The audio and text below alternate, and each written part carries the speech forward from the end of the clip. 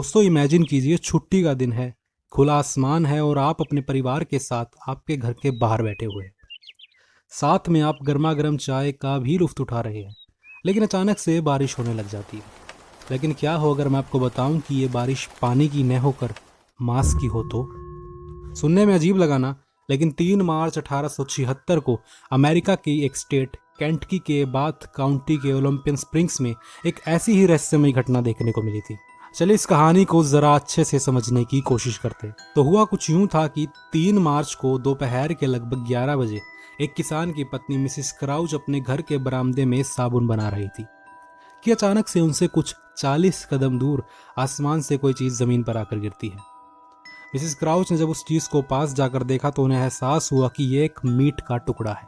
थोड़ी ही देर में आसमान से हजारों मांस के छोटे छोटे टुकड़े जमीन पर गिरने लगते हैं और पलक झपकते ही वे पूरे बरामदे को ढक लेते हैं। हर जगह मांस के छोटे छोटे टुकड़े जमीन पर बिखरे पड़े थे और कुछ टुकड़े तो 2 इंच से भी ज्यादा बड़े थे। मिस्टर एंड मिसिस क्राउच को लगा कि यह शायद भगवान का कोई इशारा है, जैसे कि दुनिया खत्म होने वाली हो। थोड़ी ही देर में यह बात आग की तरह फैल गई और उस इलाके में रहने वाले सभी लोग इस नज़ारे को देखने के लिए पहुंच जाते हैं। देखने वालों ने बताया कि वे मांस के टुकड़े बीफ के जैसे लग रहे थे। मौजूदा लोगों में से जब 2 लोगों ने इस मीट को चखा तो उन्होंने इसका टेस्ट हिरण या फिर बकरे के मांस के जैसा बताया।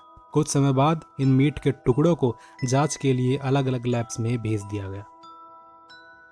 लैब के साइंटिस्ट लियोपोल्ड ब्रैंडिस ने जब इसकी जांच की तो उन्होंने बताया कि असल में यह मीट है ही नहीं, बल्कि ये तो नोस्टोक यानी कि एक प्रकार का साइनोबैक्टीरिया है, जो कि अपने चारों तरफ एक प्रकार की प्रोटेक्टिव जेलेटिन लेयर बना के रखता है, जो देखने में बिल्कुल जेली जैसी लगती है। और जब भी बारिश होती है तो ये साइनोबैक्टीरिया फूलने लगता है और एकदम मीट के जैसा लगता है।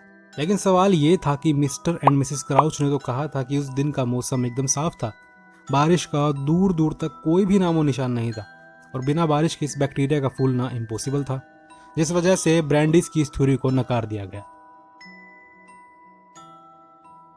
कोर साइंटिस्ट ने यह थ्योरी दी कि शायद उस इलाके के आसपास कोई चक्रवात आया होगा और चक्रवात की तेज हवाओं की वजह से ये मांस के टुकड़े मिसिस क्राउच के घर में आकर गिर गए होंगे। लेकिन जांच करने पर इस इलाके में किसी भी प्रकार के चक्रवात की पुष्टि नहीं हुई, जिस वजह से इस थ्योरी को भी नकार दिया गया। कुछ लोगों का मानना था कि यह शायद कोई श्राप या फिर किसी चुड़ैल द्वारा किया गया काला जादू था और इसके लिए उस इलाके में पूजा अर्चना करवानी चाहिए, नहीं तो उस गांव में रहने वाले सब के सब लोग मारे जाएंगे। लेकिन साइंस ने इस थ्योरी को भी मना कर दिया। एट द एंड मीट के 7 सैंपल्स को शहर के अलग अलग टॉप के साइंटिस्ट से चेक करवाने के लिए भेज दिया गया। जांच में पाया गया कि असल में ये मीट के ही टुकड़े हैं, क्योंकि इनमें 2 लंग टिश्यू, 3 मस्कुलर टिश्यू और 2 टिश्यू कार्टिलेज के बने हुए थे। तो फिर आखिरकार ये मीट आसमान से गिरा कैसे? इसकी सबसे अच्छी एक्सप्लेनेशन दी डॉक्टर LD कैस्टनबाइन ने। उन्होंने बताया कि ये वल्चर्स का काम हो सकता है। उनका कहना था कि ये गिद्धों की उल्टी हो सकती है। अपनी जांच के दौरान डॉक्टर कैस्टनबाइन ने बताया कि जब उन्होंने मीट के एक सैंपल को आग में जलाया तो उन्होंने देखा कि उसमें से बासी मटन के जैसी स्मेल आ रही थी, जैसा कि अक्सर वल्चर्स यानी कि गिद्धों की उल्टी में से आती है। साथ में केंटकी में भी गिद्ध की 2 प्रजातियां पाई जाती है, एक काला गिद्ध, दूसरा टर्किश गिद्ध।